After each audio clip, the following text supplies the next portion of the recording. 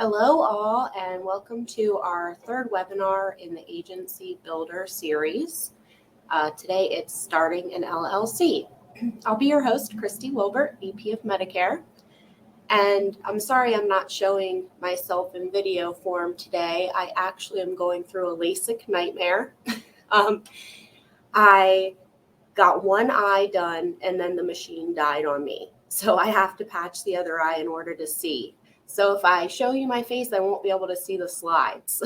But I know we all go through our stuff, so I thought you would enjoy a little humor with me this morning. All right, so if you missed the first two agency builders in our series, you can find them on our website. They were Making the Leap to Independent Agent and also How to Structure Your Agency. And they'll be under our events calendar on our website, which is url.insgroup.com. We have some great upcoming things in the future as well. And we've been doing like 2 or 3 webinars a week since January. And you can find them all in our calendar or our training library. So when you have time, please go back and watch them on demand at your convenience. The most important takeaway from today would be how important it is to set your business up correctly from the start. Contracting can be a pretty lengthy process, and you really don't want to give yourself a reason to have to start over. Oftentimes we see that new agents start by writing business under their personal names, which is absolutely okay. It's just not ideal for protection purposes, which we'll talk about more today. And then later, once you're more established, we have found that people do go ahead and form the LLC, and then they have to do all their contract over again. So like I said, not ideal, but it is okay. I just want to walk you around your screen really quick. Please go ahead and click the blue chat button. If you want to chat with me today or the group, you can put it in there. Let me know if you've had LASIK surgery or not.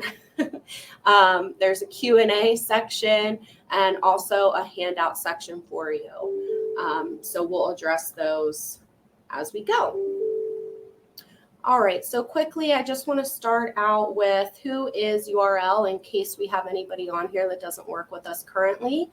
We're a family-owned and operated FMO since 1986.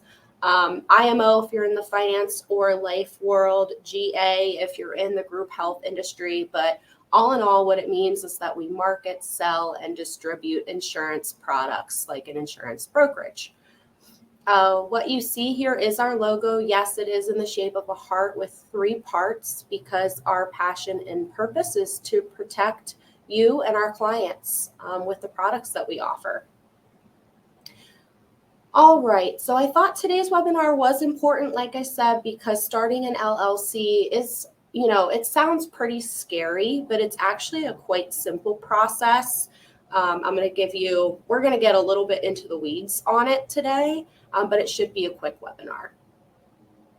Okay, so first and foremost, what is an LLC? So an LLC is a business structure that combines the limited liability protection of a corporation with the simplicity and pass-through taxation of a sole proprietorship. And yes, I read that word for word from the internet. That is the definition of an LLC. So obviously there's other options for a business entity. There's a sole corporation, there's a C Corp, there's an S Corp.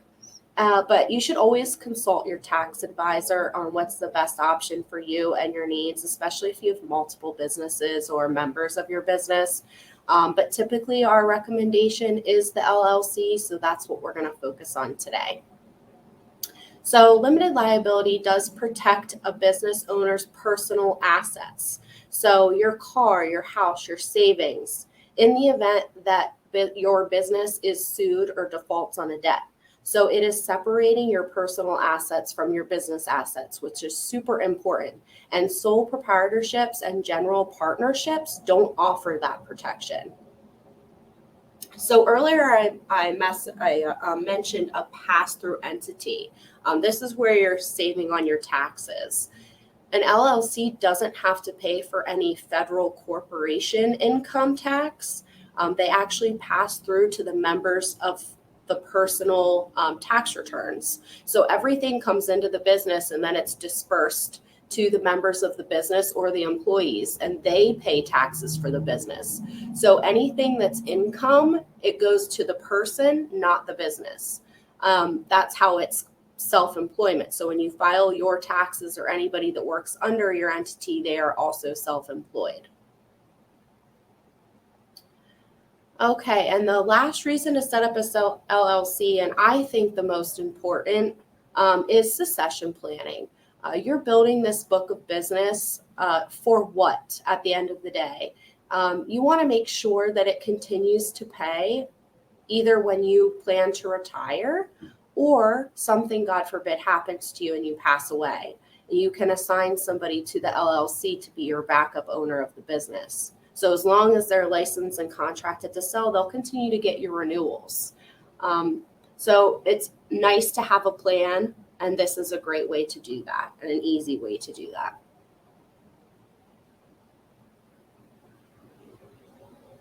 Okay, so how do you get started? To get started, before you file an LLC, you want to go out and use the Pennsylvania, if you're in Pennsylvania or whatever state that you're in, they usually have a business entity search engine, and that's to make sure your name is available before you go ahead and file any paperwork.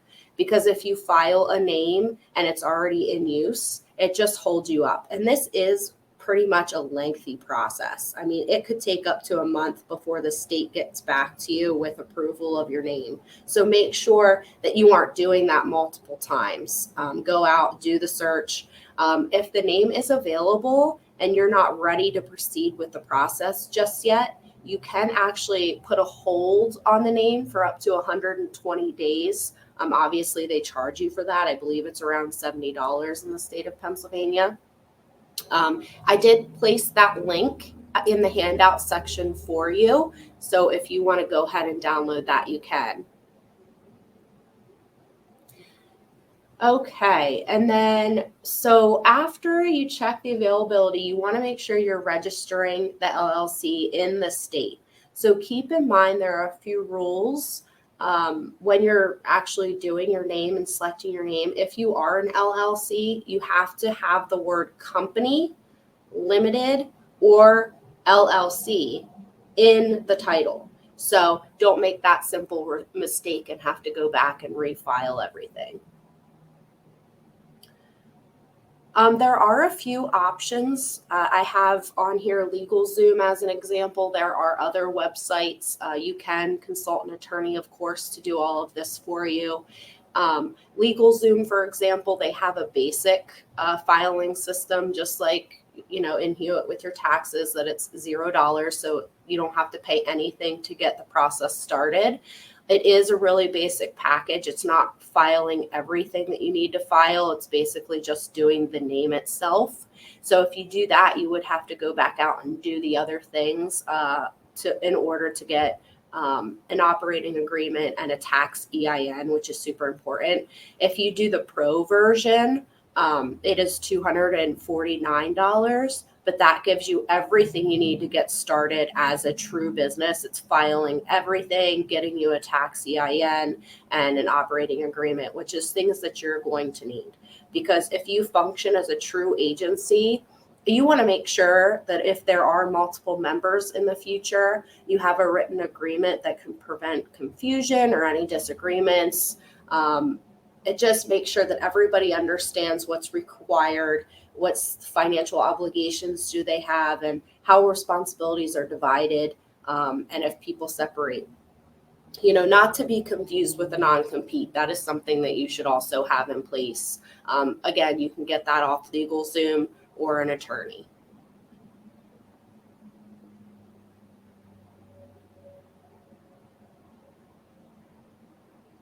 Okay, so getting your LLC licensed. This is after you've filed it, it's come back approved, you have the name of your LLC, then you can go ahead and go out to the NIPR or CIRCON website, and that doesn't matter what state you're in. Both websites work for every state, to get it insurance licensed. So first you have to name a producer of the agency, or what we call an agency principal, meaning that that person is going to be responsible for all tax documents of the LLC, and then also making sure that they are contracted, licensed, and continue education every year for the business. So when you complete your personal CE credits as the agency principal, they'll also apply to the business insurance license for the license renewal process. That's also for the different states that you want to sell in. If you want to do your resident license in Pennsylvania, for example, but you want non-resident in other states, you'll have to get that as a business and as an individual. So you have 2 licenses to keep updated on the state level. And then after that is approved by the Pennsylvania Insurance Department or whatever state insurance department that you go through to get licensed, obviously there's just paperwork and a fee involved. So that's very simple, like I said on the website. Then you have to get E&O insurance. So that can be costly. I've seen people pay about $500 or more a year for a business, just to give you a heads up. Okay, so after it comes back from the insurance department that your business and LLC is approved and licensed, they're a licensed entity, before you can do any selling or get contracted to sell business, you need to set up a bank account, because we need to know where commissions are going to be paid to, the exciting part. So you want to do this in the business name. A lot of banks are out there looking for this type of business. So you really have the leg up. So make sure that you're doing your homework. You find out what kind of support you need, what perks they're offering to you. Their location is super important, needs to be convenient for you. Definitely check on personal relationships first. It's always good to do business with people that you know and trust, and check your credit score. Obviously, we want to make sure that that's good getting into the business world. And most banks can offer you some great business loans to get started. So that's a good relationship to start with. Technology setup is super important. To be a true agency, you want to make sure that you're remaining organized. Me with marketing, website, and social media is super important. That's just a no-brainer. It's the simplest way to get out in front of a big audience of people. Agency management system is to keep you organized inside your office with all of your client files, since we're not doing paper anymore.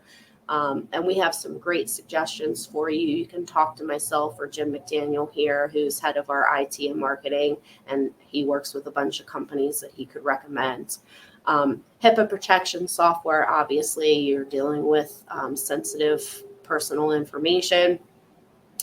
Schedule assisting, we use Calendly here in our office, which is really nice. Like our receptionist can jump in and schedule anything on our calendar. We keep it in our signature of our emails, so any of our clients or agents can go ahead and click and schedule appointments with us. And you can create your own schedule when you're available, so that makes it very nice.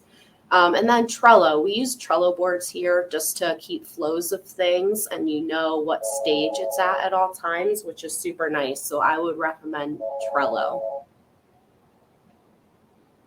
Marketing materials, once you have an LLC and you're no longer just a single person, you want to make sure that your brand is getting out there and that you're marketing your new name and your LLC with business cards and stationery, letterhead, giveaways, which all the companies have giveaways, promo items that you can have access to for free. But it's also nice to have stuff with your name on it to give away if you're doing functions or expos or educational seminars. And a series of marketing letters. I actually have a grassroots marketing booklet that I've created that has about 25 get you started template letters. If you're into marketing, please reach out to me for those. I'd be happy to send them to you. They just need you to pizzazz them up a little bit and make them your own. And then obviously build your brand, which is, I'm happy to have independent conversations with any of you at any time on that. It's fun for me. Last but not least, our Medicare Connections Conference is scheduled for Thursday, August 24th, all day from 8 to 4. We'll be at the Hershey Lodge again. We have all our carrier partners coming. Some are presenting, some are just going to be there in vendor table format. But everybody will be there for you to talk with. And we hope that you can come and connect with us and spend some face time. All right, it looks like I do have a question here from Matthew. Just a question while I'm thinking about it. Some broker dealers require the compensation to be paid to an individual SS number. Do you know of any financial planners who have an LLC that they shift the revenue before they pay themselves?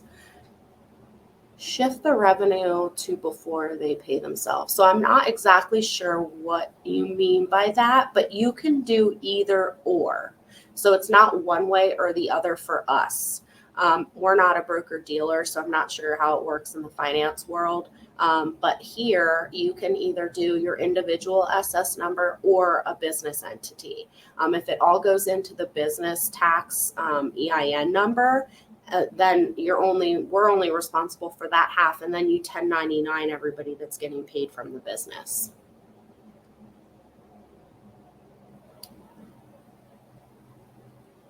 Kim, you said you can't find the handout. It's a tab along the top right, and we just have 3 sites listed there. One is the business name search link, and the other 2 are insurance, the URL website. I can email it to you if you're having trouble. Is Trello HIPAA compliant?